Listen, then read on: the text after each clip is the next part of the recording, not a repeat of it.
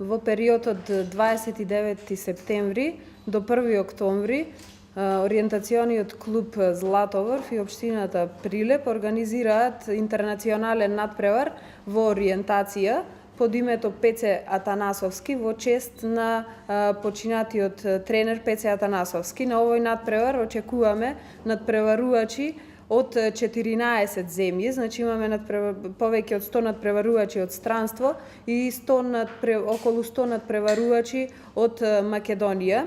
Надпреварот ќе се одржи во Прилеп и Крушево. Првата дистанца, односно спринт дистанцата, ќе биде во Крушево на 29 септември, на 30 септември ќе биде средната дистанца на Маркови кули и последниот ден ќе биде долгата дистанца на Селечка планина, односно стартот ќе биде кај манастирот кај Селце.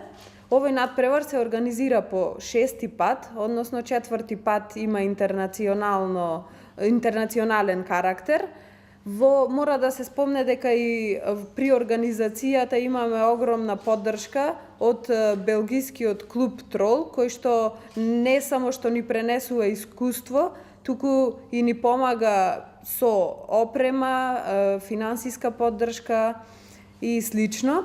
Овој спорт потекнува од Скандинавија и наша цел е да ја запознаеме јавноста со овој спорт и да го промовираме спортот, затоа што е спорт за сите оние кои што ја сакаат природата, буквално од деца од 4 години до надпреварувачи кои имаат 80 години, значи зборуваме за спорт кој што е за масовноста на народот, односно спорт за сите. So, for orienteering, a competitor just needs a compass. За ориентацијата потребно најпрво ни е потребно да имаме компас, електронски чип кој го носиме на прстот и мапа која што секој надпреварувач ја зема на стартот. Мапите не се знаат претходно. На мапата е обележена патеката која што секој надпреварувач треба да ја помине редоследно, значи 1, 2, 3, 4 и натаму, и секој надпреварувач треба да го најде најбрзиот пат од една контролна точка до друга контролна точка. Значи, доколку имаме 100 надпреварувачи, никој од тие 100 надпреварувачи нема да помине иста патека. Секој бира својата патека, која што мисли дека е најбрза варијанта. Стартот на трката треба да го користиме нашиот компас за да ја осевериме мапата како што би се движеле во правата насока, доколку треба да одиме на десно, а не да тргнеме на лево. На секоја контролна точка која што изгледа вака, има знаменце поставено, кое што е поголемо од ова, околу 30 сантиметри, и на тоа знаменце дополнително има електронска станица. На таа електронска станица со чипот кој што го носиме на прстот, чекираме дека сме биле на таа станица и на секој чипот на крајот може да видиме од колку време е потребно на секој надпреварувач за да појде од прва контролна точка на втора контролна точка и слично, но доколку некој надпреварувач нема пронајдено една, две или повеќе контролни точки, тогаш тој надпреварувач е дисквалификуван и го нема во крајните резултати. Некогаш крајните резултати може да имаат разлика и само за 1-2 секунди, посебно на светски првенства и европски првенства.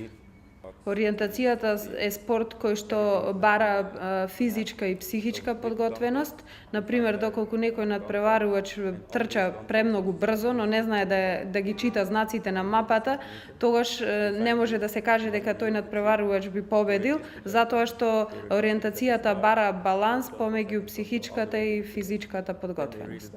Во организација на општина Прилеп и Златоврв ќе се организира уште еден од многуте настани поврзани со тој алтернативен и екстремен спорт во нашиот град Прилеп, а тоа е надпреварот во ориентација кој ќе се одржи од 29 септември до 1 октомври, значи не овој викенд, наредниот викенд. Задоволство е да се најави овој настан, бидејќи ќе има преку 200 учесници, од кои што 100 учесници ќе бидат надвор од државата, значи од повеќе земји, мислам 14 земји од целиот свет, од различни континенти, што значи Прилеп ќе биде домаќин на уште еден квалитетен меѓународен настан. Му посакувам да имаат добри надпревари, да се дружат и целта нова надпреварување не е само надпреварувачки карактер, туку пораката е многу јасна, заштита на животната средина, дружење и откривање на колку човечкиот организам и човечкото тело е способно да ги издржи сите овие напорни патеки кои ќе бидат поминати во текот на овие 3 дена. Прилеп со ова станува центар на екстремниот спорт на Балканот, со организирање на голем број настани покрај ориентацијата, да напоменам се одржува и болдерингот, ултрамаратонот, имаме маунтин байк, имаме крос, имаме тропи, надпревари со джипови и така натаму, што значи Прилеп прераснува во центар на алтернативен екстремен спорт на ниво на Балканот, а со тоа и развој на тој алтернативен туризам, бидејќи сите овие луѓе кои идат од страна ќе бидат сместени во градот овие 3 дена, што значи Прилеп ќе биде богат не само со спортисти и туристи во текот не на овој, туку на наредниот викенд.